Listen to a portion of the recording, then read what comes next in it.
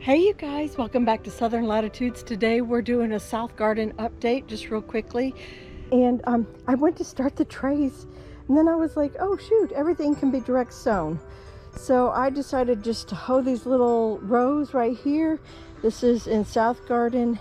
And then I was like, oh, I didn't take the camera. I didn't want to walk all the way back in the house. I said, forget it. So I wanted to show you what was done.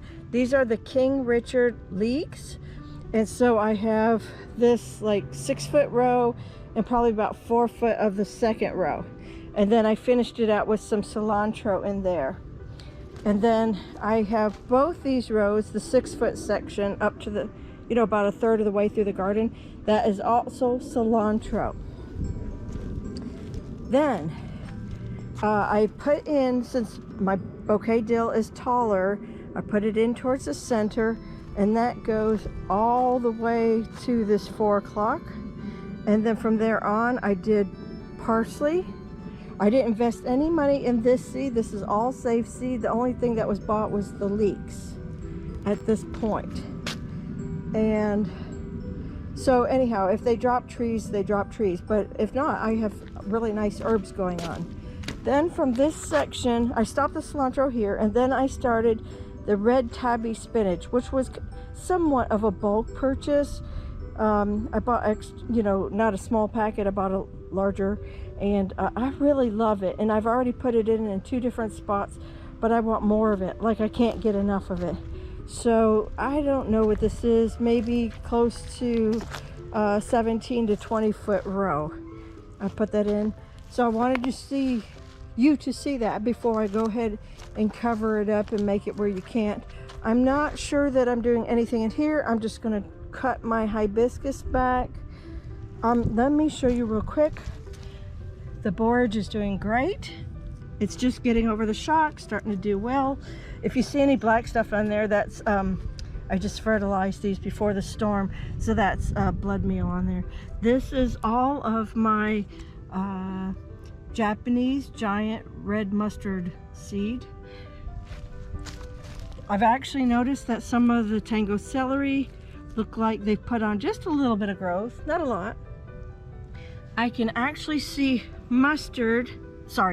carrot. Now these were the Kuroda carrots, are just beginning to pop up right there and there. You can see, it's hard to see them, but they're there. Now I'm gonna hop over. I don't know that I lost them completely, but they got eaten. I did lose like 2 in here, or maybe not. Wait. This one's still alive, but barely. Oh, not at all. Now, so that's either a buddy step on or slugs or something. So a lot of the, I'm sorry, did I mention that red Russian kale is there? The unknown lettuce is up. Doing well. Again, I didn't spend any money on it, so if we lose it, we're fine. Here is the red Sal's lettuce, so we'll have a little red in here. And then way up here, we had the Danvers half-long. I don't see the Danvers half-long carrots. So if you're straining for them, don't. You just stop. They're not there. All right, and then I have a volunteer Everglades tomato. My pineapple are here. I'm gonna actually add 1 more pineapple right in here. I have the Marvels of Peru 4 o'clock, salmon colored 4 o'clocks. And then, I just got seed for white 4 o'clocks. And if you're new to the channel, this is where I put thousands of zinnia and sunflower seeds in. And I did not get my return back on all the seed that was in here, but that's okay because the seed came from the dollar store. So, and I think they were 2 for $1.25 now. So I really didn't waste a lot of money. I wasted time though. I would like to also interrupt at this point and add that the leeks are definitely behind. If you're trying to do leeks on time, the time would have been like 3 months ago. I am throwing all caution into the wind and putting the leeks in right now because the leek seeds don't really save that well. I bought them and then I did some leeks, but I didn't do as many as I should have or could have. That wasn't my focus. I was focusing more on the onions. And so I have this whole packet, and it's probably not going to be good next year. So I'm just throwing them in there. I might use them as bunching onions. Who knows? You know, but I'm getting seed in the ground because I can. I just realized that I may have sounded like I'm contradicting what I said in the last video about lighting and where to place things. So this is a north-south row with the east sun here and setting here in the west.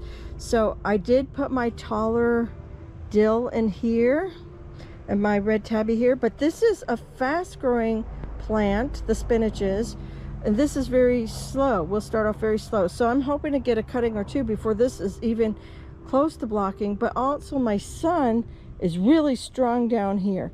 So I'm hoping that doesn't matter with this side. And also the more practical reason is that I have a walkway here, and if I'm going to be picking, I want it close to the walkway.